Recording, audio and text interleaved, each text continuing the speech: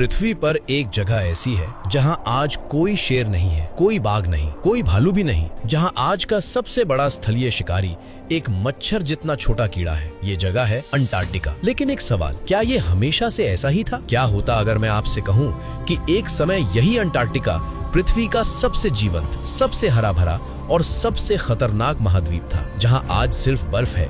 वहां कभी 7 मीटर लंबे शिकारी डायनासोर घूमते थे। जहां आज शांत समुद्र है, वहां कभी 10 मीटर के मोसासौर शिकार करते थे। और जहां आज सिर्फ हवा की आवाज है, वहां कभी 5 मीटर पंखों वाले उड़ने वाले राक्षस आसमान पर राज करते थे। आज हम जाएंगे उस अंटार्कटिका में जिसे आप कभी कल्पना में भी नहीं लाए होंगे।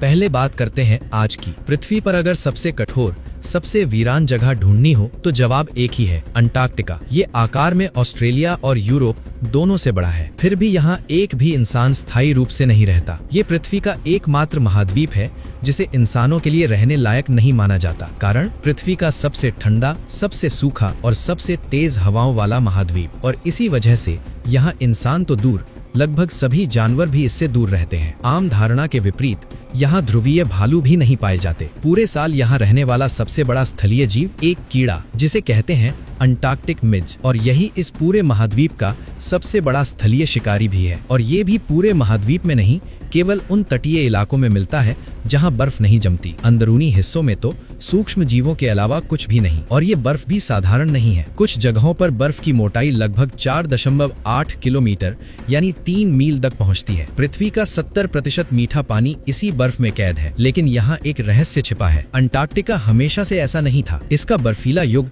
भूवैज्ञानिक दृष्टि से काफी नया है। लगभग 3 करोड़ 40 लाख साल पहले इयोसीन काल में अंटार्कटिका सफेद नहीं, हरा भरा था। घने जंगल थे, बड़े जीव थे। लेकिन असली कहानी इससे भी पुरानी है, बहुत पुरानी। अगर आप अंटार्कटिका को उसके सबसे पागलपन भरे रूप में देखना चाहते तो आपको समय में बहुत पीछे जाना होगा। डायनासोर का युग, जुरासिक काल।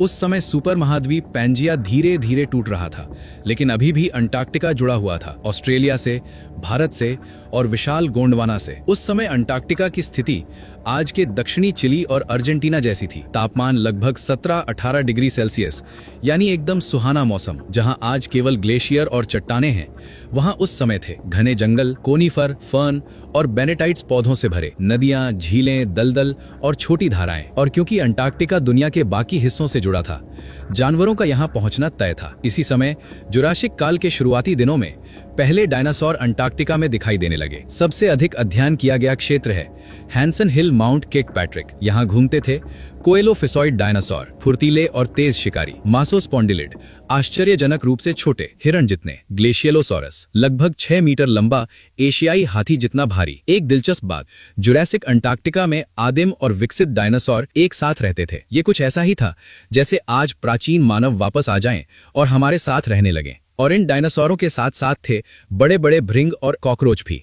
आज अंटार्कटिका दुनिया का एकमात्र महाद्वीप है जहां इंसान बिना किसी बड़े शिकारी के डर के चल सकता है। लेकिन जुरासिक काल में स्थिति बिल्कुल अलग थी। उस समय हैंसन हिल में एक भयानक शिकारी रहता था, क्रायोलोफोसॉरस, जिसका अर्थ है जमे हुए शिखा वाला छिपकली जैसा जीव। 1994 में खोजा गया ये डायनासोर लगभग 19.4 करोड़ साल पहले अंटार्कटिका में घूमता था। इसके सिर पर एक अजीब कलगी थी जो हूबहू एल्विस प्रेस्ली के हेयर स्टाइल जैसी दिखती थी। इसीलिए वैज्ञानिक इसे मजाक में एल्विसोरस भी कहते हैं। ये कलगी खोखली और नाजुक थी, शायद साथी को आकर्षित करने के लिए। लेकिन एल्विस से समानता यहीं खत्म होती है, क्योंकि ये अंटार्कटिका में अब तक पाया गया सबसे बड़ा स्थलीय शिकारी है। लंबाई लगभग 7 मीटर 23 फीट, वजन आधा टन से 2/3 टन तक। ये प्रारंभिक जुरासिक काल का सबसे बड़ा थेरोपॉड भी था। शक्तिशाली हाथ, मुड़े हुए तेज दांत, ये एक बार किसी को पकड़ ले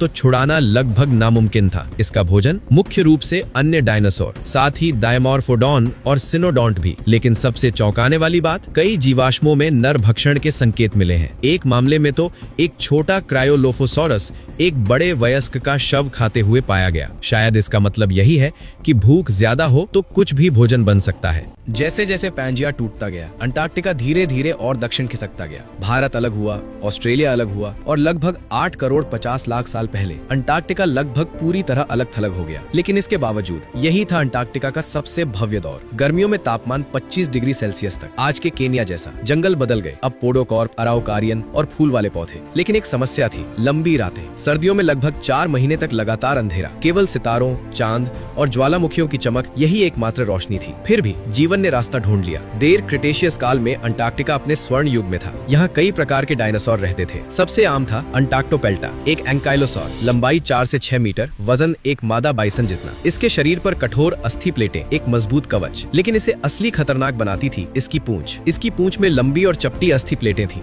जो बिल्कुल मेसो अमेरिकी तलवार माक्वा होयटल जैसी थी। वो तलवार जो एक ही वार में घोड़े का सिर काट सकती थी। अब कल्पना कीजिए, वही हथियार लेकिन इस्तेमाल कर रहा हो एक बाइसन आकार का डायनासोर। हाँ, उसके सामने खड़े होना बिल्कुल भी अच्छा विचार नहीं होता। और अब मिलिए अंटार्कटिका के उस जीव से जिसके लिए अंटार्क्टोपेल्टा ने वो हथियार बनाया था, इम्पेराबेटर, जिसका अर्थ है शक्तिशाली योद्धा। पहली नजर में ये आपको जुरासिक पार्क के किसी रैप्टर जैसा लग सकता है, लेकिन ये वेलोसिरैप्टर नहीं था। ये यूनेनलागियन परिवार का सदस्य था, वही परिवार जिसमें ऑस्ट्रेलिया का विशाल ऑस्टियोरैप्टर भी शामिल है। ऑस्टियोरैप्टर 6 मीटर लंबा, आधा टन वजन, अब तक के सबसे बड़े रैप्टर जैसे डायनासोरों में। और इम्पेराबेटर में भी उस विशालता का अंश था। लंबाई 3 मीटर से अधिक, शरीर मजबूत और ताकतवर। वेलोसिरैप्टर की तरह इसके पैर में वो बड़ी दरांती जैसी नाखून नहीं थी, लेकिन इसका मतलब ये बिल्कुल नहीं था कि ये कम खतरनाक था। शक्तिशाली हाथ, मजबूत पैर और ब्लेड जैसे धारदार दांत। और सबसे खास बात, इसका पूरा शरीर पंखों से ढका हुआ था। ये पंख ठंडे महीनों में इसे गर्म रखते थे और इसकी बड़ी शक्तिशाली आंखें। 4 महीने के अंधेरे में भी ये शिकार कर सकता था। लगातार अंधेरे में किसी बड़े पंखदार शिकारी द्वारा शिकार बनने का विचार बिल्कुल भी सुकून देने वाला नहीं है।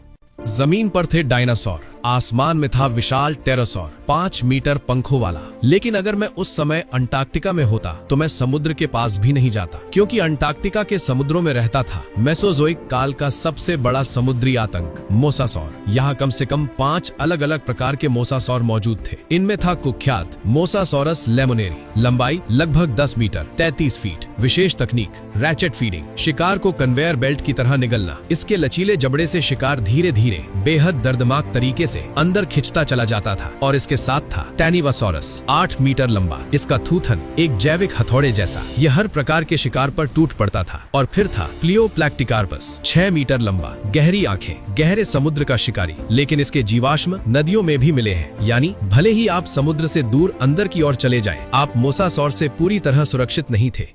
लेकिन मोसासौर भी अकेले नहीं थे। उन समुद्रों में शार्कों का एक पूरा साम्राज्य था। सबसे खतरनाक क्रेटोलाम्ना। कई वैज्ञानिक इसे उस वंश का हिस्सा मानते हैं जिससे आगे बना मेगालोडॉन, पृथ्वी की सबसे बड़ी शार्क। लंबाई लगभग 5 मीटर 16 फीट। इसके शिकार मछलियां, कछुए, स्क्विड, अन्य शार्क, यहाँ तक कि 9 मीटर के जीव भी। और फिर आई स्कोपानोरहिंग्स, इतिहास की सबसे बड़ी गॉब्लिन शार्क। लंबाई 6.7 मीटर, करीब 22 फीट। वजन 1 टन से अधिक। सामान्य गॉब्लिन शार्क गहरे और सुस्त होती हैं, लेकिन ये उथले तटीय इलाकों में रहती थी। तेज पूंछ, मजबूत पंख, बेहद तेज शिकारी। इसके जीवाश्म मीठे पानी की नदियों में भी मिले हैं, यानी ये नदियों में भी घुस जाती थी, अपने लंबे थूथन से विद्युत संकेत महसूस करते हुए, शिकार ढूंढते हुए। अगर आप किसी धुंधली नदी को पार कर रहे हो तो हो सकता है आप उसे न देख पाएं, लेकिन वो आपको महसूस कर सकती थी। ये सब जानने के बाद शायद आपके मन में एक सवाल आ रहा होगा, अंटार्कटिका इतने दूर था उस उल्कापिंड से जो आज के मेक्सिको में गिरा, क्या यहाँ के जीव बच गए? नहीं। वैज्ञानिकों ने 6000 से अधिक समुद्री जीवाश्मों का विश्लेषण किया, 7 करोड़ साल पहले से लेकर विलुप्ति के 10 लाख साल बाद तक। जब उल्कापिंड टकराया, तुरंत ही 70% प्रजातियां गायब हो गईं, वही दर जो दुनिया के बाकी हिस्सों में भी थी। उस दिन अंटार्कटिका में रिक्टर 4 तीव्रता का भूकंप, धूल और मलबे का विशाल बादल, आसमान काला, इतनी गर्मी के खुले में सब कुछ आग पकड़ सकता था। 10 मीटर 33 फीट ऊंची सुनामी 2011 के जापान जैसी। और फिर महीनों तक न्यूक्लियर विंटर, सूरज की रोशनी नहीं, ठंड, अंधेरा। और जब यह सब खत्म हुआ तो अंटार्कटिका हमेशा के लिए बदल चुका था। गैर पक्षी डायनासोर, मोसासौर, टेरोसौर सब समाप्त।